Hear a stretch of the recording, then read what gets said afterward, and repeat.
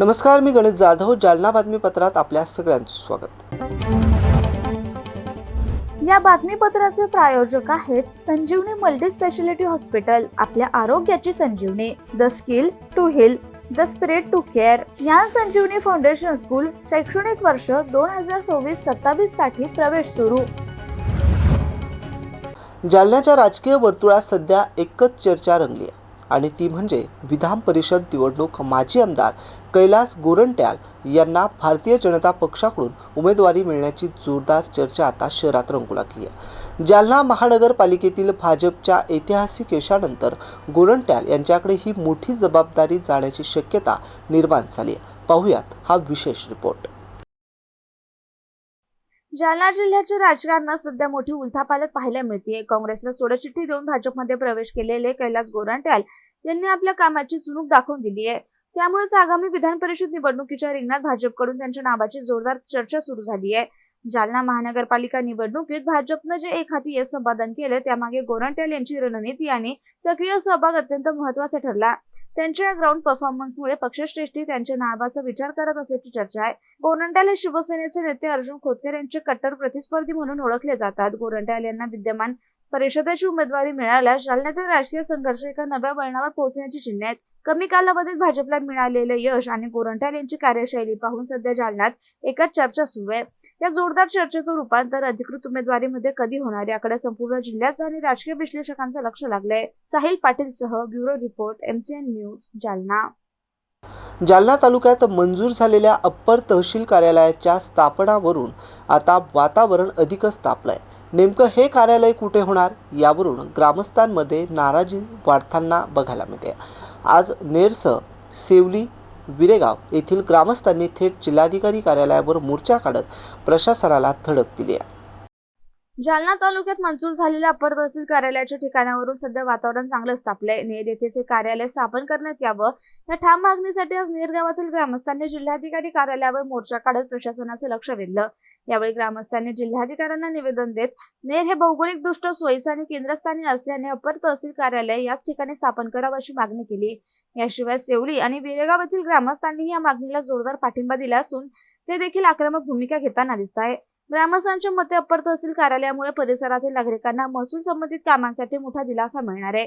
मात्र कार्यालयाच्या ठिकाणाबाबत अद्याप स्पष्टता नसल्यामुळे नागरिकांमध्ये संभ्रम आणि नाराजी निर्माण झाली आहे. दरम्यान प्रशासनाकडून अद्याप अंतिम निर्णय जाहीर करण्यात आलेला नसून वाढत्या दबावामुळे हा निर्णय लवकर घेणं प्रशासनासाठी आवश्यक ठरणार आहे. आता जालना तालुक्यात मंजूर झालेलं अप्पर तहसील कार्यालय नेमकं कुठं होणार याकडे सर्वांचे लक्ष लागलंय. तर अप्पर तहसील कार्यालयाच्या ठिकाणावरून वाढत चाललेला तणाव प्रशासनासाठी डोकेदुखी ठरणार का आणि ग्रामस्थांच्या मागणीला न्याय मिळणार का हे पाहणं आता महत्त्वाचं ठरणार आहे. आमदार लोणीकर साहेबांची देखील नेमकी काय मागणी तुमची ग्रामस्थ जिल्हाधिकारी कार्यालयात काय मागणी काय तुमची? आज आम्ही सर्व नेरचे नागरिक, नेर परिसरातील जवळपास 40 ते 50 सरपंच आम्ही जिल्हाधिकारी तसेच आमचे आमदार लोणीकर साहेब यांची भेट घेतली आणि आमची जी रास्त मागणी आहे की नेरला अप्पर तहसील देण्यात यावी. कारण की भौगोलिक दृष्ट्या, सामाजिक दृष्ट्या आणि मध्यवर्ती ठिकाण असणारं नेर हे सर्व समाजातील लोकांना काम येणारं ठिकाण आहे आणि त्यामुळे आम्ही आमच्या नेरची मागणी अप्पर तहसील म्हणून करीत आहोत. तुमच्याच आजूबाजू 2 गाव आहे, सेवली आहे, विरेगाव आहे, त्यांची देखील मागणी. मग नेरलाच का करावं प्रशासन? सेवली आणि विरेगाव या दोन्ही गावच्या लोकांनी पहिला क्रमांक स्वतःला देता दुसरा क्रमांक नेरला दिला आहे. कारण की सेवली हे ठिकाण हे विदर्भाच्या बाउंड्रीवर येते आणि विरेगाव हे मध्यस्थानी येत नाही. त्यामुळे आमची मागणं रास्त आहे आणि ती आम्ही मागणी करत आहोत. आमदार साहेबांना भेटले, काय म्हटले आमदार? आमदार साहेबांचा बोलण्यावरून असं कळतंय की त्यांना नेरही चांगलं आहे आणि सेवली चांगली आहे आणि जे उद्या आमदार आणि प्रशासन निर्णय घेईन ते आम्हाला मान्य आहे. आज कशा पद्धतीने आंदोलन केलं? आमचं एकदम मूक आणि शांती आंदोलन आहे. आम्हाला शांतीत क्रांती करायची आहे आणि नेरला कोणत्याही हालतीत अप्पर तहसील मिळवून द्यायचंय. उपविभागीय अधिकारी जे आहेत त्यांनी ऑलरेडी नेरचा पाठवलेला आहे, तरी देखील तुम्ही आंदोलन करता? नाही, प्रस्ताव 3-4 जागाचे दिले आहेत. जशा प्रकारे विरेगाव दिला, सेवली दिला, रामनगर दिला, त्या प्रकारचे नेरचा सुद्धा दिलाय. पण आमची मागणी कुठं कमी पडत नाही ना, या अनुषंगाने आम्ही आज परत आलोय आणि निवेदन दिले. काल शेवलीच्या लोकांनी आंदोलन केलंय, तर तुम्ही देखील नेर बंद वगैरे असं काही आंदोलन? नाही, आम्ही नेरच्या असं बंदच्या भानगडीत पडून त्याच्यानंतर कोणाचं नुकसान होईल अशा काही गोष्टी करणार नाही. आम्हाला गॅरंटी आहे आणि आमच्या वटेश्वर महाराजावर आमची गॅरंटी आहे की आम्हाला 100% नेरला अप्पर तहसील मिळेल. काय नाव आपलं? विक्रम उफाड, भारतीय जनता पार्टी तालुकाध्यक्ष. जालना तालुक्यातील गोंदेगाव येथील खून प्रकरणातील दोन्ही आरोपींना स्थानिक गुन्हे शाखा पोलिसांनी बेड्या ठोकल्या. दारूच्या नशेत शिवीगाळ केल्यानंतर संतापाच्या भरात दगडाने ठेचून मच्छिंद्र कोंडिबा दराडे यांचा खून केल्याची कबुली आरोपींनी पोलिसांना दिली आहे. देऊळगाव राजा रस्त्यावरील गोंदेगाव शिवारातील शेत गट क्रमांक 228 मध्ये मच्छिंद्र कोंडिबा दराडे यांचा निर्गुण खून झाल्याची घटना उघडकीस आली होती. या प्रकरणी पवन मच्छिंद्र दराडे यांनी 27 एप्रिल 2024 रोजी तालुका जालना पोलीस ठाण्यात फिर्याद दिली. त्यानुसार पोलिसांनी तपास सुरू केला. गुन्हा दाखल होताच पोलीस अधीक्षक अजयकुमार बन्सल यांनी तपासाच्या सूचना दिल्या. स्थानिक गुन्हे शाखेचे पोलीस निरीक्षक पंकज जाधव यांनी विशेष पथक गठीत केले. तपासादरम्यान विनोद गोपीनाथ कुटे आणि सोमीनाथ प्रकाश गीते या आरोपींची नावे निष्पन्न झाली आहे. हे दोन्ही आरोपी बुलढाणा जिल्ह्यातील सिंदखेड राजा येथे लपल्याची गुप्त माहिती मिळताच पोलिसांनी तेथे धाड टाकून त्यांना जेरबंद केलं. प्राथमिक माहितीनुसार 26 एप्रिलच्या रात्री 8 ते 11 या वेळेत तिघेही एकत्र मद्यपान करत होते. त्यावेळी मयत मच्छिंद्र दराडे यांनी आरोपी विनोद कुटे याला शिवीगाळ केल्याने त्यांच्यात वाद झाला. या वादाचं रूपांतर मारहाणीत झाला आणि संतापाच्या भरात आरोपींनी दगडाने हल्ला करून दराडे यांचा खून केल्याची कबुली पोलिसांकडे दिली आहे. गुन्ह्यात वापरलेली मोटरसायकल आणि 2 मोबाईल असा एकूण 1,20,000 रुपयांचा मुद्देमाल पोलिसांनी जप्त केलाय.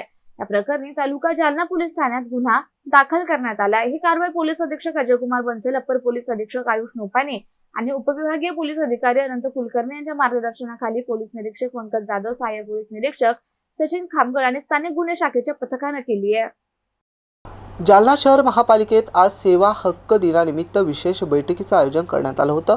या बैठकीला महापौर वंदना मगरे, महानगरपालिकेतील अधिकारी, कर्मचारी तसेच नगरसेवक मोठ्या संख्येने उपस्थित होते. कार्यक्रमादरम्यान सर्व उपस्थितांनी सेवा हक्क दिनानिमित्त शपथ घेत नागरिकांना शासनाच्या सेवा वेळेत पारदर्शकाने जबाबदारीने देण्याचा संकल्प केला. नागरिकांचा विश्वास संपादन करत अधिक कार्यक्षम सेवा देण्यावर भर देण्यात आला. यावेळी बोलताना महापौर वंदना मगरे यांनी जालना महानगरपालिका सध्या एकूण 69 विविध सेवा नागरिकांना उपलब्ध करून देत असल्याची माहिती दिली. या सेवांमध्ये नागरिकांच्या दैनंदिन गरजांशी संबंधित महत्त्वाच्या सेवा समाविष्ट असून त्या वेळेत आणि नियमांनुसार देण्यावर प्रशासनाचा भर असल्याचं त्यांनी स्पष्ट केलं. तसेच सेवा हक्क दिनाच्या निमित्ताने सर्व नागरिकांना शुभेच्छा देत भविष्यातही अधिक सक्षम आणि तत्पर सेवा देण्याचा निर्धार त्यांनी व्यक्त केला. या उपक्रमामुळे प्रशासन आणि नागरिक यांच्यातील विश्वास अधिक दृढ होईल अशी अपेक्षा व्यक्त करण्यात आली. सेवा हक्क दिनाच्या निमित्ताने घेतलेली शपथ प्रत्यक्षात कितपत उतरते हे पाहणं महत्त्वाचं ठरणार आहे. मात्र नागरिकांना वेळेत आणि दर्जेदार सेवा देण्याचा प्रशासनाचा प्रयत्न निश्चितच सकारात्मक मानला जातोय. सेवा हक्क नियम 2015 प्रमाणे महानगरपालिका ज्या 69 सेवा नियमित देणार आहे, ज्या विहित वेळेत देणे बंधनकारक आहे. आज प्रशासनातील अधिकारी कर्मचारी यांनी त्याबाबत शपथ घेऊन कटिबद्धता व्यक्त केली आहे. सर्वांना सेवा हक्क दिनाच्या हार्दिक शुभेच्छा. जय हिंद, जय महाराष्ट्र. जालना येथील जिल्हाधिकारी कार्यालयाच्या परिसरात अचानक आग लागल्याची घटना घडली. घनकचरा आणि झाडी झुडपांना लागलेल्या या आगीमुळे काही काळ परिसरात भीतीचं वातावरण निर्माण झालं होतं. मात्र अग्निशमन दलाने तत्काळ घटनास्थळी धाव घेत आग आटोक्यात आणल्यानं मोठा अनर्थ टळला. सुदैवानं या घटनेत कोणतीही जीवित किंवा वित्तीय हानी झाली नाहीये. जालना जिल्हाधिकारी कार्यालयाच्या परिसरामध्ये अचानक आग लागल्यानं एकच खळबळ उडाली. परिसरात साचलेल्या घनकचरा तसेच झाडाझुडपांना ही आग लागल्याची प्राथमिक माहिती समोर येत आहे. आगीची माहिती मिळताच अग्निशमन दलाने तत्काळ घटनास्थळी धाव घेतली आणि काही वेळातच आग आटोक्यात आणली. परिसरात मेंटेनन्ससाठी उभ्या असलेल्या वाहनांनी आगीचा धोका निर्माण झाला होता. मात्र अग्निशमन दलाच्या वेळी केलेल्या प्रयत्नामुळे मोठी हानी टळली. या घटनेत कोणतीही जीवितहानी किंवा वित्तीय हानी नुकसान झाले नसून ही दिलासादायक बाब आहे. मात्र प्रशासनानं अशा प्रकारच्या घटना टाळण्यासाठी परिसरातील घनकचरा आणि झाडीझुडपे वेळोवेळी साफ करण्याची गरज आता यातून बघायला मिळते. वेळीच पोहोचलेल्या अग्निशमन दलामुळे मोठा अनर्थ टळला असला तरी अशा घटना पुन्हा घडू नयेत यासाठी प्रशासनाने दक्षता घेणं गरजेचं आहे. कार्यालयाच्या परिसरामध्ये आग लागल्याची घटना घडली. आग आता नियंत्रणात आणलेली आहे. किती वेळ लागला, कशामुळे आग लागल्याचा तुमचा अंदाज आहे? तुम्हाला कोणी कॉल दिला होता? काय सगळं सविस्तर माहिती सांगा. सदर घटना ही 12:50 आम्हाला एक अग्निशमन केंद्रावर असा कॉल आला की भांदरगे म्हणून एक व्यक्तीने कॉल दिला की कलेक्टर ऑफिसच्या बाजूला पार्किंगला ज्या गाड्या म्हणजे मेंटेनन्स मध्ये ज्या गाड्या येतात त्यांना आग लागलेली आहे. तर पूर्ण कलेक्टर ज्या ऑफिसच्या बाजूला पूर्ण घनकचरा किंवा झाडे झुडपे हे पूर्ण अशा जास्त प्रमाणात म्हणजे वाळलेले असल्यामुळे त्यांनी असं रुद्ररूप धारण केले होते. तर त्याच्यामध्ये आपल्या ज्या मेंटेनन्समध्ये गाड्या आहेत तर त्यांना असं खूप धोका होता. तरी आम्ही त्वरित अग्निशमन वाहन घेऊन आम्ही आगीवर त्वरित कंट्रोल मिळेल. त्यामध्ये बरीच वित्त आणि जीवितहानी वाचवण्यात आलेली आहे. किती वेळ लागला तुम्हाला एकंदरीत? हा पूर्ण कॉल म्हणजे 40 ते 45 मिनिटांमध्ये हे पूर्ण आम्ही कव्हर केले. त्यामध्ये आमचे सहकारी मित्र नागेश घुगे, शरद भांदरगे, किशोर सगर तसेच वाहन चालक संजय हिरे आम्ही या घटनास्थळी धाव घेऊन पूर्ण ही आग आटोक्यात आणलेली आहे. जालना शहरात नशेसाठी वापरल्या जाणाऱ्या बटन गोळ्या विक्री प्रकरणावर पोलिसांनी मोठी कारवाई केली आहे. कदीम जालना पोलीस ठाण्याच्या हद्दीत छापा टाकून एका आरोपीला ताब्यात घेत मोठ्या प्रमाणात गोळ्यांचा साठा जप्त करण्यात आला आहे. गुप्त बातमीदारांकडून मिळालेल्या माहितीच्या आधारे कदीम जालना पोलीस ठाण्याचे निरीक्षक जनार्दन शेवाळे यांच्या पथकानं नूतन वसाहत जुना जालना परिसरातील ब्रिजखाली साई कीर्ती हॉटेल समोर छापा टाकला. या कारवाईत सय्यद सलमान, सय्यद गफार, राहणार बारवाल गल्ली, जुना जालना यांच्या ताब्यातून घेण्यात आलेल्या झडतीमध्ये आरोपींकडून विविध औषधी गोळ्यांचे एकूण 29 पाकिटांमध्ये 325 टॅबलेट जप्त करण्यात आले. या गोळ्यांमध्ये प्रतिबंधित आणि नशेसाठी वापरला जाणारा घटक असल्याची माहिती अन्न आणि औषध प्रशासन अधिकाऱ्यांनी दिली. आरोपीकडे या औषधाचे बिल, विक्री परवाना किंवा डॉक्टरांचे प्रिस्क्रिप्शन आढळून आले नाही. त्यामुळे NDPS कायद्याअंतर्गत गुन्हा दाखल करण्यात आला असून या प्रकरणातील दुसऱ्या फरार आरोपीचा शोध सुरू आहे. गुप्त माहितीच्या आधारे आम्ही छापा टाकून आरोपीला ताब्यात घेतला आहे. त्यांच्याकडून गोळ्यांचा मोठा साठा जप्त केला आहे. पुढील तपास सुरू असून फरार आरोपींचा शोध घेतला जातोय. ही कारवाई पोलीस अधीक्षक अजय कुमार बन्सल, अप्पर पोलीस अधीक्षक आयुष नोपानी आणि उपविभागीय पोलीस अधिकारी अनंत कुलकर्णी यांच्या मार्गदर्शनाखाली करण्यात आली. पोलिसांनी अशा प्रकारच्या अवैध नशेच्या पदार्थांवर कठोर कारवाई सुरूच ठेवण्याचा इशारा पोलिसांनी दिलाय. आज रोजी आम्ही पोलीस स्टेशनला हजर असताना आम्हाला व आमचे police head constable Sachin Chaudhary अशी गुपित माहिती मिळाली की एक इसम हा नशेच्या गोळ्या बटन्स विक्री करत आहे. ही माहिती मिळाल्यानंतर आम्ही माननीय वरिष्ठ SP साहेब यांना माहिती दिली आणि त्यांच्या आदेशाने आपण फूड अँड ड्रगचे अधिकारी बोलून घेतले आणि सापळा रचला. त्या सापळ्यामध्ये PSI वाहक, police head constable Sachin Chaudhary, Sattar Rathod, Sandeep Chavan, Dilip Gaikwad, Imran Khan, Mateen Shaikh, Baba Gaikwad असे आम्ही पंचासोबत सदर ठिकाणी गेलो. सदर ठिकाण हे रेल्वे उड्डाण ब्रिज त्याच्या खाली होता. तिथं एक इसम, त्याचं नाव सय्यद सलमान सय्यद गफूर, राहणार बरवार गल्ली, जुना जालना, याला आपण विचारपूस केली आणि त्याच्याजवळ तिची अंग झडती घेतली असता त्याच्याजवळ जवळपास 29 स्ट्रिप 325 गोळ्या ह्या अल्फाझोलम नावाचे ड्रग्स मिळून आलेला आहे आणि ती नशेची गोळी आहे. ही गोळी घेतल्यानंतर माणसाला झोप लागते आणि एकदम सुस्त होतो आणि यावर बंदी आहे. आता आम्ही ती पुढील कारवाई करीत आहोत. ही कोणाकडून हे गोळ्या आणल्या होत्या आणि कोणाला विकत होता? हा याने ज्या गोळ्या आणलेल्या आहेत त्याचा आम्ही शोध घेत आहोत. तो सध्या फरार आहे. तो लवकरात लवकर आम्ही त्याला अटक करू आणि त्याच्याजवळून देखील मुद्देमाल जप्त करत आहोत. यामागे रॉकेट असण्याची शक्यता आहे. ह्या ज्या गोळ्या सापडलेल्या आहेत याच्यावर त्यांनी बॅच नंबर सुद्धा खुडवलेला आहे आणि त्या दृष्टीने आपण तपास करीत आहोत. याबरोबरचे बातमीपत्र संपलं. पुन्हा भेटूया बातमीपत्राच्या पुढील भागात. तोपर्यंत पाहत राहा MCN न्यूज. नमस्कार.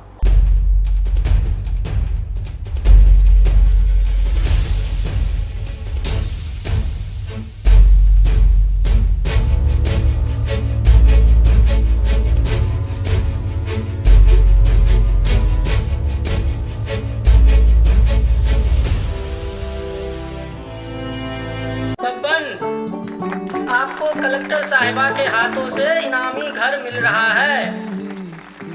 आपका घर बहुत सुंदर होगा ना? अरे नहीं बेटा, हम तो बहुत छोटे आदमी हैं। चाचू डोंट वरी, मैं बड़ी होकर आपके लिए और सबके लिए मजबूत और सुंदर घर बना के दूंगी। कालिका सरिया लाना मत भूलना। कालिका TMT सरिया कंक्रीट से करे मजबूत जोड़ और भूकंप संग आग से लड़कर घर को दे दीर्घायु। कालिका सरिया मैं भूली नहीं। बेटिया आप कलेक्टर। कालिका TMT फैसला जो मजबूत हो। संजीवनी मल्टी स्पेशालिटी हॉस्पिटल, ऋषी पार्क, अंबर चौफुली, जालना।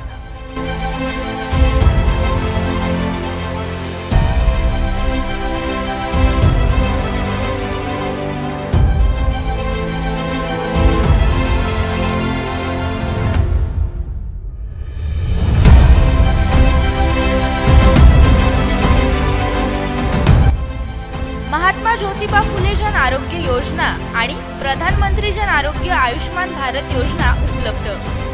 मेडिसिन विभाग, बालरोग विभाग, स्त्रीरोग विभाग, अस्थिरोग विभाग, सर्जरी विभाग, नाक कान घसा विभाग आणि पॅथॉलॉजी विभागात काम करणारी तज्ञ डॉक्टरांची टीम। उपलब्ध सुविधा ICU, NICU, जालना शहरातील अद्ययावत Ultima of 100 with stent boost cath lab, modular operation theatre, dialysis विभाग, cardiac care unit CCU, angiography सुविधा, एंजिओप्लास्टी सुविधा, 24 तास अत्यावश्यक सेवा आणि कार्डियक ॲम्ब्युलन्स उपलब्ध। महाराष्ट्र पोलीस कुटुंब आरोग्य योजनेसह सर्व आरोग्य विमा कंपन्यांचे कॅशलेस उपचार। संजीवनी मल्टी स्पेशालिटी हॉस्पिटल, आपल्या आरोग्याची संजीवनी।